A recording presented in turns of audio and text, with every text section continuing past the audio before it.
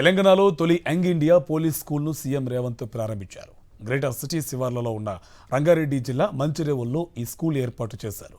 తెలుగు రాష్ట్రాల్లో పనిచేసిన ప్రతి ముఖ్యమంత్రికి ఒక బ్రాండ్ ఉందని, తన brand young India police school అని సీఎం చెప్పారు. దీన్ని దేశానికి రోల్ మోడల్గా తీర్చిదిద్దుతామని ప్రకటించారు.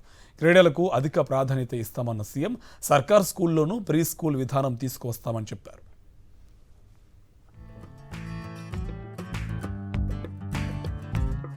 విశ్వనగరం శివార్లలోని మంచిరేవుల ప్రాంతంలో 50 ఎకరాల విస్తీర్ణంలో యంగ్ ఇండియా పోలీస్ స్కూల్ను తెలంగాణ సర్కార్ ఏర్పాటు చేసింది.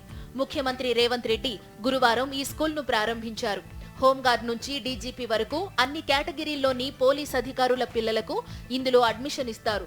అదేవిధంగా సాధారణ పౌరుల పిల్లలకు కూడా సగం సీట్లు కేటాయిస్తారు. విద్యార్థులందరికీ హాస్టల్ వసతి కూడా కల్పిస్తారు.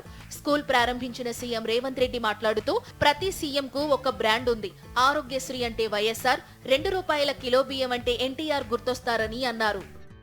మొట్టమొదటిసారి ₹2 కిలో బియ్యం ఇచ్చిన ఎన్టీ రామారావు గారు పేదవాడు తెల్లన్నం తిన్నప్పుడల్లా వారిని గుర్తు చేసుకుంటాడు.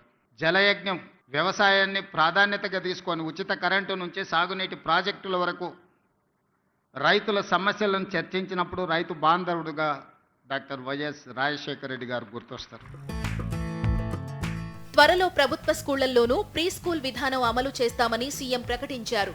విద్యతో పాటు విద్యార్థులను ఉత్తమ క్రీడాకారులుగా తీర్చిదిద్దడానికి యంగ్ ఇండియా పోలీస్ స్కూల్ కృషి చేస్తుంది.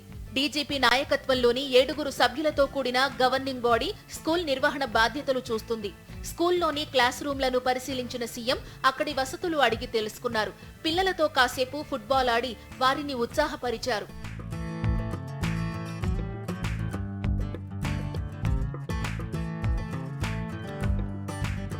ప్రారంభోత్సవ కార్యక్రమం చివర్లో పిల్లలకు సీఎం ద్వారా బహుమతులు అందజేశారు.